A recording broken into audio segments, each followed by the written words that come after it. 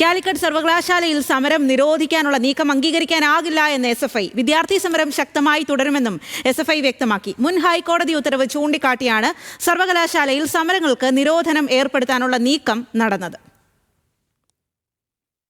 വിവരങ്ങളുമായി കോഴിക്കോട് നിന്നും രതീഷ് വാസുദേവനാണ് ചേരുന്നത്. രതീഷ്, വലിയ തരത്തിലുള്ള സമരമാണ് നടന്നത് ഇക്കാര്യത്തിൽ.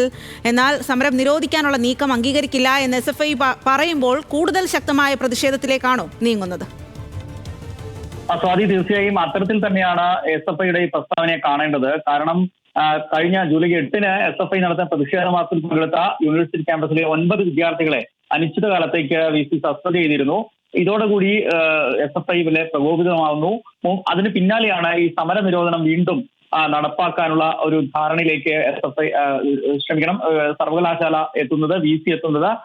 2012-ൽ തന്നെ ഇത്തരത്തിൽ അന്ന് VC ആയിരുന്ന അബ്ദുൽ സലാം ഇത്തരത്തിൽ ഒരു ഉത്തരവ് നേടിയെടുത്തിരുന്നു.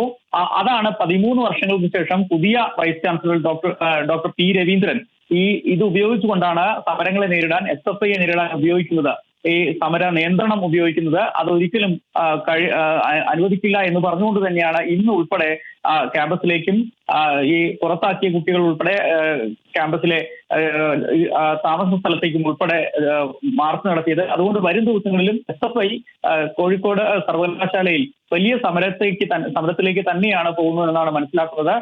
നിലവിൽ VC-മാരോടുള്ള SFIയുടെ പൊതുനയം ഇത്തരത്തിൽ അനുകൂലമല്ലാത്ത സംഘപരിവാർ അനുകൂല നയം സ്വീകരിക്കുന്ന VC-മാർക്കെതിരെയുള്ള പ്രതിരോധം അതേ രീതിയിൽ സർവകലാശാലയിലും കോഴിക്കോട് സർവകലാശാലയിലും തുടരാൻ തന്നെയാണ് SFIയുടെ തീരുമാനമെന്നാണ് ഈ പ്രസ്താവനയിലൂടെ മനസ്സിലാവുന്നത്. സമരം വരും ദിവസങ്ങളിലും ശക്തമാവാൻ തന്നെയാണ് സാധ്യത. സ്വാതി.